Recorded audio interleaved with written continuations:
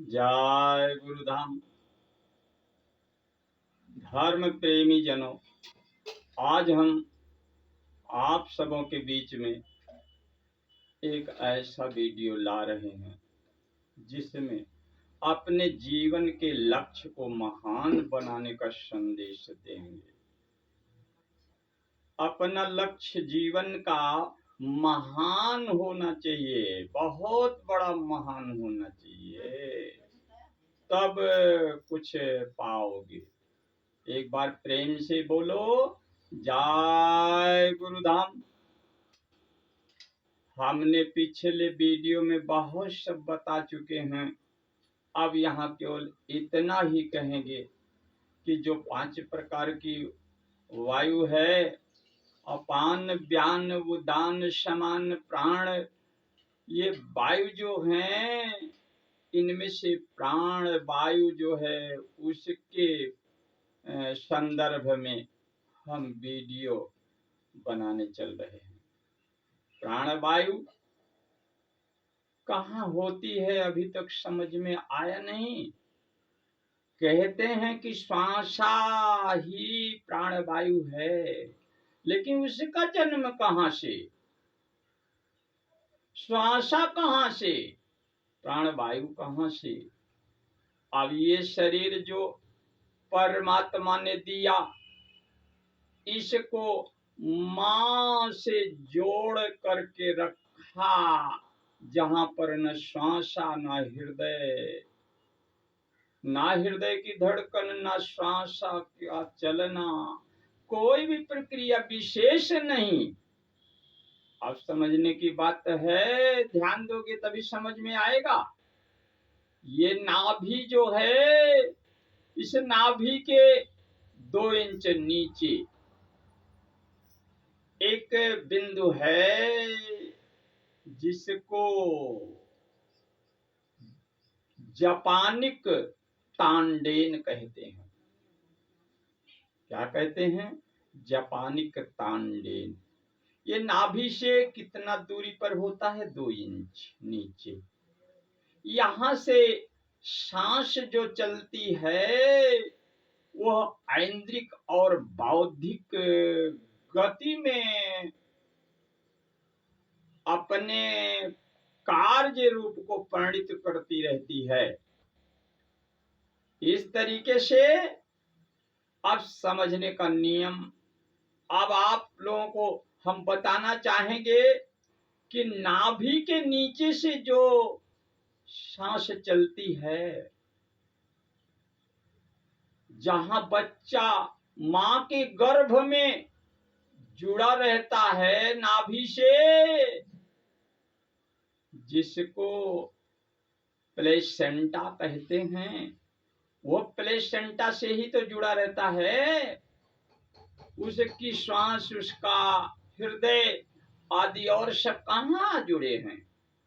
उसके मूल बिंदु मुशरा जिसको कहिए, वह प्लेसेंटा। अब वहीं से उसकी प्रक्रिया शारीरिक चलती रहती है, सब कुछ होता रहता है, और केंद्रित होकर के वो बच्चा छोटा होता है, मगर पूरे सब अपने अंदर उस कैपेसिटी को, ग्रेविटी को संजोए हुए विकास के पथ पर अग्रसर होता रहता। एक दिन मां से अलग होता है जब, तो उसका वही बिंदु अलग किया जाता है, प्लेसेंटा। बार बार हम प्लेसेंटा कह रहे हैं। अब आप सब ये समझने की कोशिश करिएगा कि आमल जिसको कहते हैं उसी से जुड़ा हुआ रहता है, उसी में बच्चा पलता है और बड़ा होता है। समय आने पर 270 दिन के बाद जिसको डिलीवरी कही जाती है, वो 75 से 80 में बाहर आ जाता है। इस तरीके से प्रक्रिया है। अब इसमें ये जानने की कोशिश कीजिएगा कि जब तक नाभि से सांस चलती रहती है तो वह परमात्मा का दर्शन करता रहता है, और जब नाभि से सांस को अलग कर दिया जाता है, ऊपर फेफड़े से सांस चलने लगती है, तो परमात्मा का संबंध टूट जाता है। तब भूख, प्यास, सांस आदि आदि सब प्रकार की भावनाएं बच्चे में भी चलती हैं, आती हैं, जागती हैं और प्रक्रिया भी शुरू हो जाती है। इस तरीके से अब आप समझिएगा कि 3 प्रकार की प्रक्रिया होती है। नंबर 1, नाभि के अंदर गहरा केंद्र जो है, वहां से जो सांस चलती रहती है, वो केंद्रित होकर के, सेंट्रलाइज होकर के परमात्मा का दिव्य दर्शन करती रहती है। और वह बहुत बहुत और बहुत पराक्रमी होती है, शौर्य का रूप होता है उसका। नंबर 2, जब वही बुद्धि के रूप में ऊपर बाहरी काम करने लगती है, माने हृदय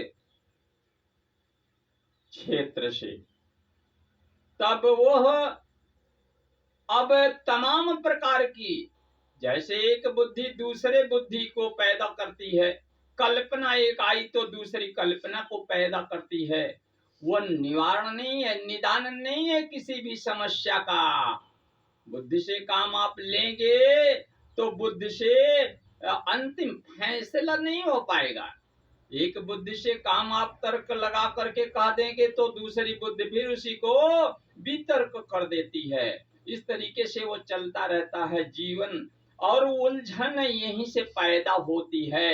एक ने कहा ये काम ऐसा, तो दूसरे ने कह दिया कि नहीं ऐसा नहीं है, ऐसा, बस बुद्धि दोनों की है लगी। तो इस तरीके से अब जब हम उसके उस गहरे बिंदु में पहुंचेंगे, जहां नमनीयता यानी तनाव मुक्त तरलता का बिंदु, वहां जब हम अपने को ढीले छोड़ देंगे और हम अपने को उसके ही शरणागत मान लेंगे, तब हमें कुछ चीजें मिलती रहेंगी। और इतना ही नहीं, फिर वहां तो कुछ काम होता रहता है। फिर तीसरा बिंदु है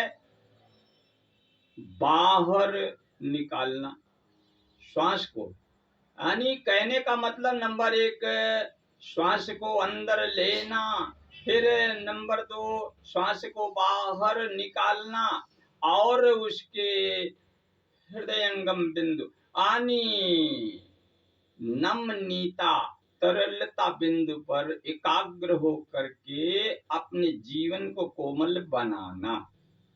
ये सब बिंदु है ना। अब ध्यान से सुनिएगा तभी समझ में आएगा। ये आध्यात्मिक सत्संग चल रहा है, इसको समझने की चेष्टा करोगे तभी समझ में आएगा, नहीं तो 99 के चक्कर में चले जाओगे, पल्ले कुछ भी नहीं पड़ेगा। एक बार प्रेम से बोलो जय गुरुधाम। अब आप लोग समझिए, यही श्वास जो है, यह श्वास जब नाभि से चलती है तो परम की श्वास, और यही श्वास जब ऊपर चलती है तो उसके माया की श्वास, दोनों मंत्र हो गया ना। तो माया की श्वास जो चलती रहती है वो लेने के चक्कर में ही रहती है हमेशा पूरे जीवन में, कि किसी भी चीज को ले लें, किसी का कुछ भी ले लें, काम क्रोध मद लोभ अहंकार और नाना प्रकार के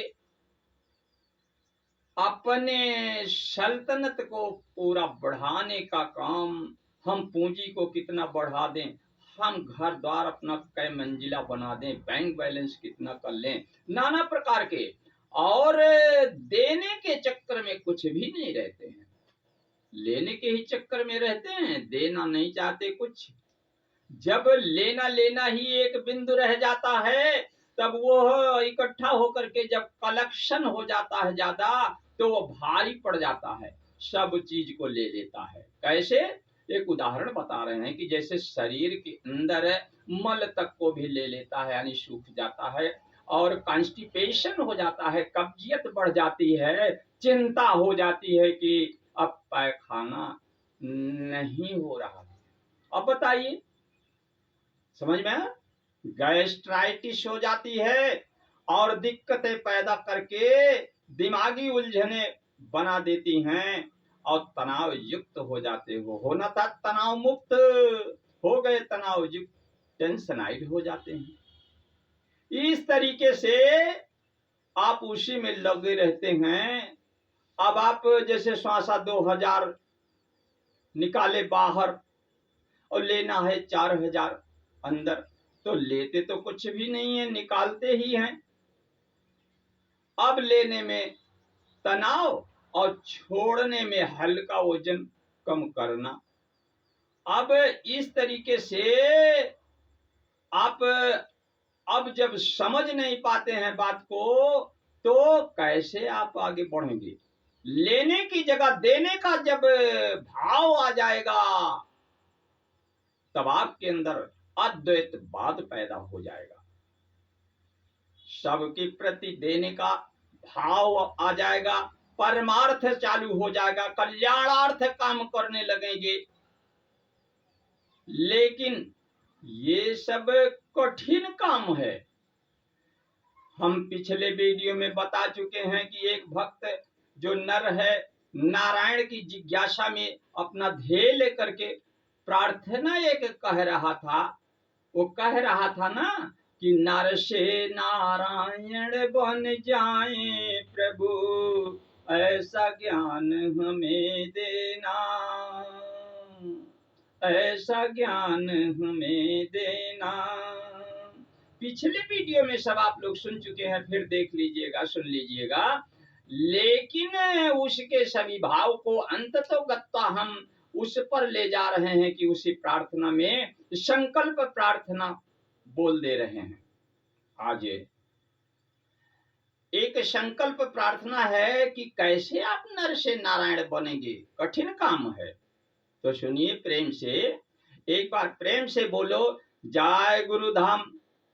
फूलों की सैया को तज कर जो कांटों का पथ अपनाता, वह मानव ही से वसुधा पर नर से नारायण बन जाता।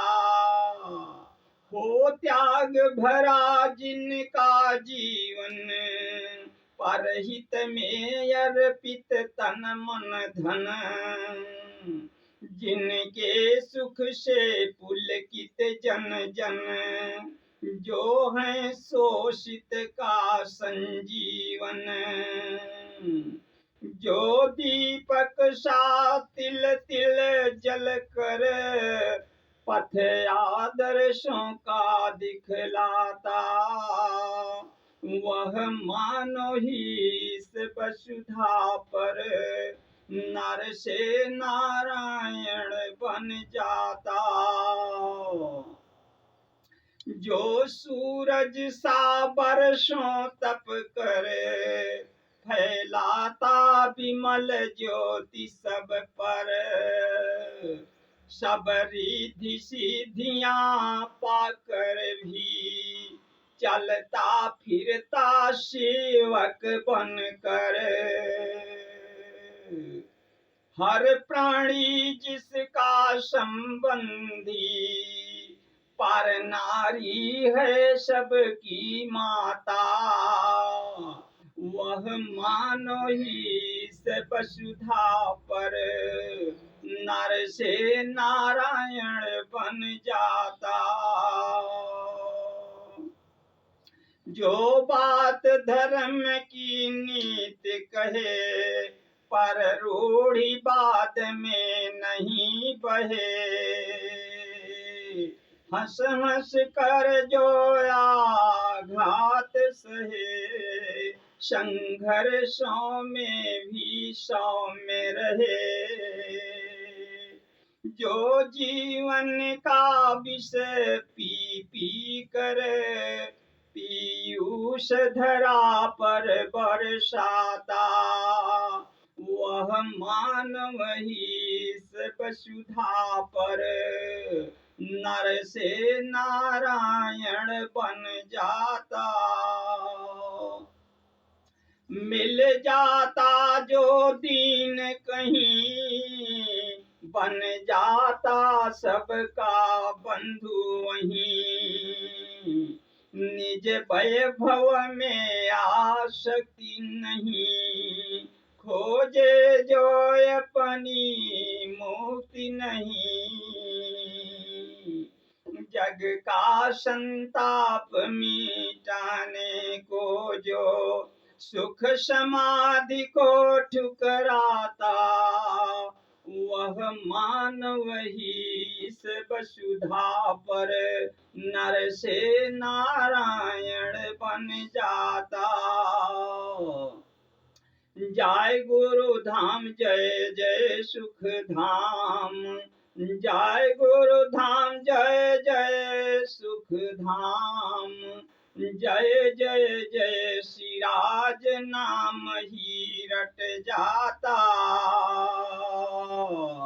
जय जय जय सिराज नाम ही रट जाता, वह मानव ही इस वसुधा पर नर से नारायण बन जाता। फूलों की सैया पर, फूलों की सैया को तज कर जो कांटों का पथ अपनाता, वह मानव ही इस वसुधा पर नर से नारायण बन जाता।